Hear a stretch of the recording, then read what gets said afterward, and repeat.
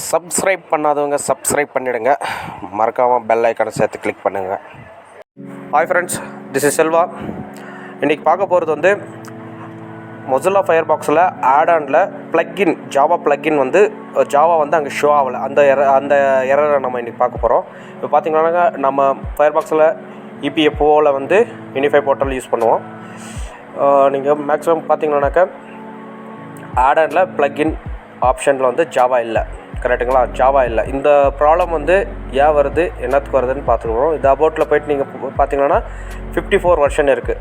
So வந்து நீங்கள் Firefox வந்து வெர்ஷன் வந்து வேறு வெர்ஷன் யூஸ் பண்ணலாம். அதாவது வந்து லோவர் வெர்ஷன். இப்போ வந்து 54 இருக்கா, நம்ம இப்போ வந்து வேறு வெர்ஷன் யூஸ் பண்ண போகிறோம். பார்த்திங்கன்னா ஜாவா இன்ஸ்டால் பண்ணியிருக்கேன், ஒரு செக் பண்ணிடலாம். ஜாவா இல்லைன்னா கூட அங்கே வராது இல்லைங்களா? ஸோ வந்து ஜாவா இருக்குது, இந்த சிஸ்டத்தில் ஜாவா இன்ஸ்டால் பண்ணியிருக்கு.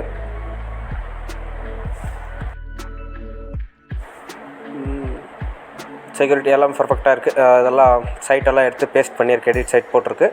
அப்புறம் இதில் வந்து அட்வான்ஸில் அப்டேட் வந்து ஸ்டாப் பண்ணி வச்சுருக்கு. ஓகேங்களா? இது இருந்தாவே இப்படி தான் இருக்கணும் ப்ரொசீஜரு. ஆட்-ஆனில் வந்து நமக்கு வந்து ஜாவா ஒர்க் ஆகலை, கரெக்டுங்களா? ஜாவா இல்லை. ஸோ வந்து இப்போது நம்ம என்ன பண்ண போகிறோன்னா, இப்போது ஓல்டு ஃபயர்பாக்ஸ் வந்து ரிமூவ் பண்ண போகிறோம், அன்இன்ஸ்டால் பண்ண போகிறோம். இப்போ ரெண்டில் போய்ட்டு appwiz.cpl போட்டிங்களானாக்கா appwiz.cpl போட்டிங்கன்னா இந்த விண்டோ ஓப்பன் ஆகும். இல்லை நீங்கள் அன்இன்ஸ்டால் கண்ட்ரோல் பேனில் போட்டு அன்இன்ஸ்டால் ஆப்ஷனில் போய்ட்டு நீங்கள் Mozilla Firefox 54 வெர்ஷன், அதாவது இதில் 54 வெர்ஷன் இருக்குது, உங்கள் வெர்ஷன் இருக்கும், நீங்கள் அன்இன்ஸ்டால் பண்ணிவிடுங்க. அன்இன்ஸ்டால் பண்ணிவிட்டு Mozilla மெயின்டெனன்ஸ் சர்வீஸ்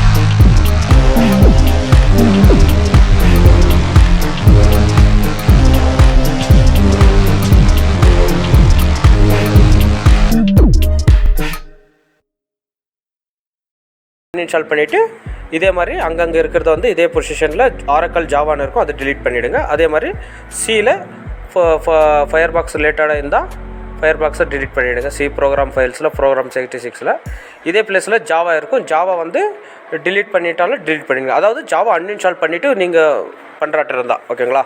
ஜாவா வந்து பர்ஃபெக்டாக இருக்கிறனால நம்ம ஜாவா அன்இன்ஸ்டால் பண்ணல. இப்போ என்ன பண்ண போகிறோன்னா, ஃபயர்பாக்ஸ் வந்து லோவர் எண்ட் வெர்ஷனை நம்ம டவுன்லோட் பண்ண போகிறோம். ஓகே, அதுக்கு நீங்கள் யூஆர்எல்லில் அதாவது சர்ச் பாரில் வந்து ஃபயர்பாக்ஸ் அச்சீவ் அப்படின்னு போட்டிங்களானாக்கா உங்களுக்கு வந்து ஒரு டேப் ஓப்பன் ஆகும். அந்த டேப்பில் ஃபஸ்ட் ஒன்று நீங்கள் அதை கிளிக் பண்ணிக்கோங்க. இதில் வந்து நிறைய வெர்ஷன்ஸ் இருக்குது. இந்த வெர்ஷனில் வந்து உங்களுக்கு என்ன வெர்ஷன் வேணும் அது வந்து நீங்கள் டவுன்லோட் பண்ணிக்கலாம், ஒன்றும் பிரச்சனை இல்லை.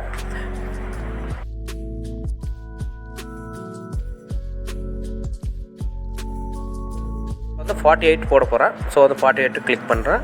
அதில் வந்து 32 வெர்ஷனை நான் டவுன்லோட் பண்ணிக்கிறேன். 64 இருக்குது, 32 இருக்குது. நான் 32 வெர்ஷனு டவுன்லோட் பண்ணிக்கிற போகிறேன். ஸோ 32 கிளிக் பண்ணுறேன். அப்புறம் language US language, English related அதுதான் இருக்கும். அப்புறம் EXEன்றதை வந்து டவுன்லோட் பண்ணிக்கணும். ஓகேங்களா?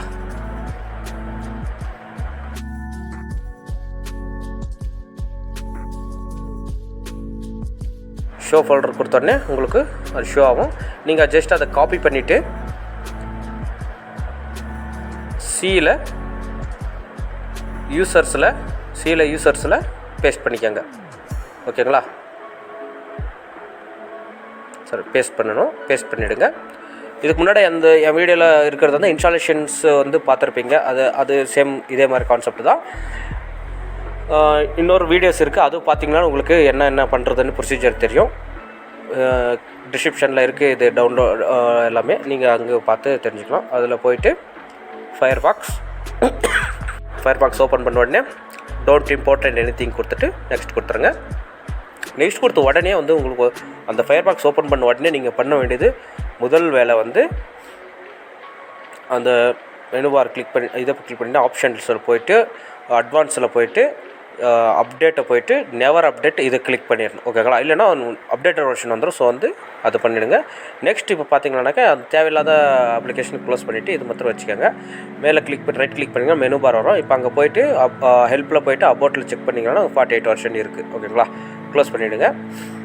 இப்போ நவ் வந்து என்ன பண்ண போகிறோன்னா ஆடனில் ஜாவா பிளக்கின்ல வந்து இது ஒன்ஸ் செக் பண்ணிவிடுங்க. அட்வான்ஸில் ஓகே பர்ஃபெக்டாக இருக்குது. இப்போ போய்ட்டு ஆடனில் வந்து ஜாவா இருக்கான்னு செக் பண்ணிடணும். பிளக்கின்ல வந்து ஜாவா இருக்கான்னு பார்க்கணும். எல்லாம் வந்துடுச்சு பாருங்கள். இப்போது பிஃபோருக்கும் ஆஃப்டருக்கும் டிஃப்ரெண்ட் தெரியுதுங்களா? நிறைய அப்ளிகேஷன்ஸ் எல்லாம் இப்போ வந்திருக்கு. ஸோ வந்து இந்த வெர்ஷனுக்கு சப்போர்ட் ஆகிற எல்லாமே வந்திருக்கு. இப்போ பாருங்கள் 2 இருக்குது. 2த்தில் வந்து பார்த்திங்கன்னா ஜாவா பிளாட்ஃபார்ம் வந்து நீங்கள் கிளிக் பண்ணி ஆல்வேஸ் கொடுத்துக்கணும். ஓகேங்களா? ஆல்வேஸ் ஆக்டிவேட் இருக்கும்.